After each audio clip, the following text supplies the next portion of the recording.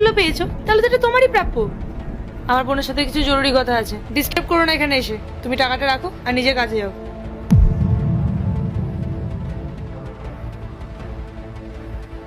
জানিস জিয়া, আমি সেদিন অফিস যাওয়ার সময় দেখছিলাম রামু ওর মায়ের সাথে ফোনে কথা বলছিল।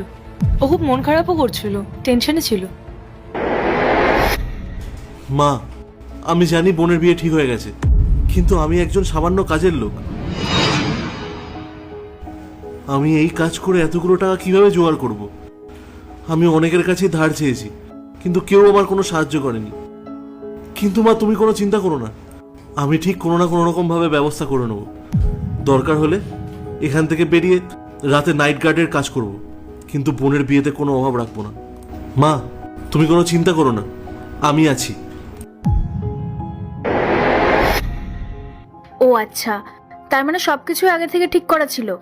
আমি তো ভাবছিলাম তুই হয়তো হিসেবে ভুল করছিস।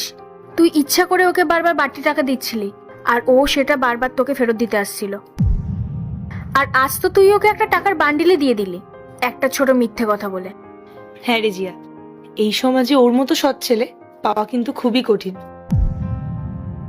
আমি অনেকদিন ধরে খেয়াল করছি ওর বাড়িতে কত অভাব, অথচ ও কিন্তু সততার কখনো কমতি রাখে না। ওকে যদি 1 টাকাও বেশি দেওয়া হয় না, তাহলে ওর নাকি রাতে ঘুম হয় না। আর আমি যদি সরাসরি ওকে ওই টাকাগুলোতে হেল্প করতাম, ও কোনোদিনই নিত না। আর ওর আত্মসম্মান বোধ এতটাই প্রখর যে ও কোনোদিন কারোর করুণা চায় না। কিন্তু এভাবে মিথ্যে বলে আর কতদিন চলবে? ও যদি কোনোদিন সত্যিটা জেনে যায়? জানবে না। আমি শুধু চেয়েছি ওর এই বিপদের সময় এই টাকাগুলো যেন ওর হাতে পৌঁছে যায়, আর ওর সম্মানটাও যেন বজায় থাকে। আমি চাই ও মনে করুক যে এটা ওর পরিশ্রমের ফল, ওর পাওনা টাকা। সত্যি দিদি, তোর চিন্তাধারা খুব ভালো। না হলে আজকালকার দিনে নিজের মেয়েদের সম্মানের কথা কেউ এইভাবে ভাবে না। আসলে জিয়া, এই বাড়িতে এরপরে কি হয় সেটা দেখার আগে মায়ের কাছে 10 টাকা চাইলে 20 টাকা দেয়, 1 রুটি চাইলে 2টা রুটি দেয়। সেই মাকে যদি ভালোবেসে থাকো তাহলে ভিডিওটিতে লাইক করে চ্যানেলটি সাবস্ক্রাইব করো আর কমেন্টে আই লাভ ইউ মা। যে সারাদিন পরিশ্রম করে আমাদের সেবা করে, সে শুধু এই বাড়ির কর্মচারী না, সে আমাদের পরিবারের অংশ। তাই খারাপ সময় তার চোখের জল মোছানো আর পাশে দাঁড়ানোই হলো আসল মনুষ্যত্ব। টাকা তো আসবে যাবে, কিন্তু যেটা থেকে যাবে সেটা হলো মানুষের আশীর্বাদ।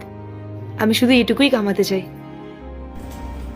এই যুগেও এমন মানুষ আছে যারা অন্যের দুঃখ নিয়ে এতটা ভাবে। ভগবান, তুমি মালকিনকে সবসময় খুশিতেই রেখো।